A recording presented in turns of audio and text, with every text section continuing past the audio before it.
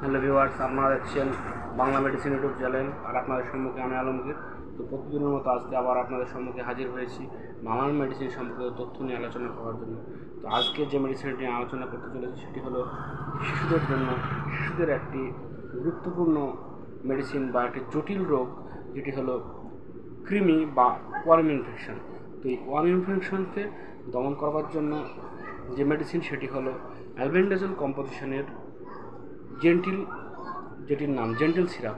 তো এই বাজারে আমরা এই মেডিসিনটা জেন্টিল ছাড়াও অ্যালবিড, এবিডি প্লাস, ব্যান্ডি বিভিন্ন নামে আমরা এই মেডিসিনটি পেয়ে থাকি। তো আজকে আলোচনা করব জেন্টিল, যেটি কম্পোজিশনে রয়েছে অ্যালবেন্ডাজোল। তার আগে আমাদের জানতে হবে কৃমি। বাচ্চাদের কৃমি হয়েছে আমরা কি করে বুঝবো? বাচ্চাদের কৃমি হলে অনেক সময় দেখা যাবে বাচ্চারা গুটিয়ে বসে থাকে, অজীর্ণ ক্ষুধাবন্ধা ভাব, এছাড়াও তাদের গ্রোথ, যে বাচ্চাদের গ্রোথ, সেই গ্রোথটা ঠিকঠাক হয় না। এছাড়াও পেটে ব্যথা করে, পেটে কনকন করে, নাভির দুই পাশে ব্যথা যন্ত্রণা হয়। এছাড়াও আমাশয় হয় ও মলে হাত দিয়ে অনেক সময় বাচ্চারা বলে যে মলের ভিতরে পোকাতে চুল করছে, এই সমস্ত কথা বলে। তারপর হাত দিয়ে দেখা যায় যে মল দিয়ে ছোট ছোট পিনওয়ান বা পিনের মতো ছোট ছোট কৃমি বেরিয়ে আসছে। তো এই কৃমিকে দমন করতে হলে এই অ্যালবেন্ডাজোল যে মেডিসিন বা অ্যালবেন্ডাজোল সিরাপটি প্রয়োগ করতে হবে।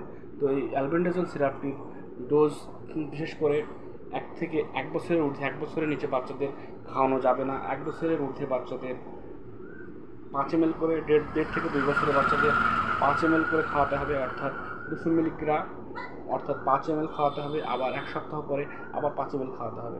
যদি বাচ্চার বয়স 3 বছর হয় বা 3 বছরের অধিক হয় তাহলে পুরোপুরি ডোজ, অর্থাৎ 400 মিলিগ্রাম বা 10 ml সিরাপটি পরিপূর্ণভাবে খাইয়ে দিতে হবে। তো কৃমির ওষুধ একটি খাওয়ালে হবে না, একটি খাওয়ানোর পর আবারও 3 মাস পরে আবারও খাওয়াতে হবে। এইভাবে প্রতিনিয়ত কৃমির ডোজ বা মেডিসিন প্রয়োগ করতে হবে। আমরা শুধুমাত্র দেখাই যে বাচ্চাদেরই শুধুমাত্র কৃমির ওষুধ খাওয়ায়। বাচ্চাদের শুধুমাত্র কৃমির ওষুধ খাওয়ানোর পরে 1 থেকে 1.5 মাস পরে আবার বাচ্চার বা পেশেন্টের মা বাবা নিয়ে এসে বলে যে যতদিন কৃমির ওষুধ খাইয়েছিলাম ততদিন ভালো ছিল, আবারও 1 থেকে 1.5 মাস পর আবারও সমস্যা হচ্ছে, মলদ্বারে হাত দিচ্ছে, চুল করছে বলছে, বা পেটে ব্যথা হচ্ছে। এই সমস্ত সমস্যা হলে আমাদের বুঝতে হবে কৃমি এমন একটা প্রবলেম যেটা অনেক সময় কী হয়, অনেক সময় প্রকৃতি থেকে ছড়িয়ে পড়ে।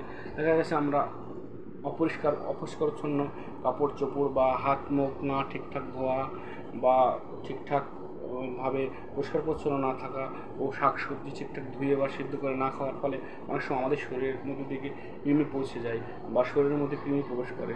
এক্ষেত্রে দেখা যায় সেই বাচ্চাটাকে আমরা যখন কোলে নিচ্ছি বা তার সঙ্গে যখন একসঙ্গে আমরা এক ছাদের তলায় থাকছি, সেক্ষেত্রে দেখা যাচ্ছে আমাদের শরীর দিয়েও বাচ্চাদের শরীরে প্রবেশ করতে পারে এই কৃমির মতো একটি প্রবলেম বা কৃমির মতো একটি রোগ, যেটি বাচ্চাদের শরীরে প্রবেশ করতে পারে। তাই বাচ্চাদের খাওয়ানোর সঙ্গে সঙ্গে বাসাতে যতগুলো মেম্বার্স থাকবে বা বাসাতে যতগুলো মানুষ থাকবে সকলকে খেতে হবে এই কৃমি নাশ করা ঔষধ, ও বিছানা ও সমস্ত কিছু ভালো করে পরিষ্কার পরিচ্ছন্ন করে রাখতে হবে, এবং খাওয়া দাওয়ার আগে হাত মুখ ঠিকঠাক করে পরিষ্কার পরিচ্ছন্ন করে ভাবে ধুতে হবে। তো এইভাবে কৃমিকে দমন করতে হবে। তাছাড়া শুধুমাত্র মেডিসিন খেয়ে এই কৃমিকে দমন করা সম্ভব নয় বা কৃমি দমন করা যায় না। তো এই কৃমি দমন করার একটি অন্যতম ব্র্যান্ড হলো জেন্টিল। তো এই জেন্টিল মেডিসিনটি কৃমি দমনের উপরে খুব ভালো কাজ করে, যার কম্পোজিশন হলো অ্যালবেন্ডাজোল। তো বন্ধুরা, আজকের এই ছিল ভিডিও। তো আমার এই ভিডিওটা যদি আপনাদের ভালো লেগে থাকে তাহলে অবশ্যই সাবস্ক্রাইব করবেন ও পাশে থাকা বেল আইকনটি টিপে দেবেন। ধন্যবাদ।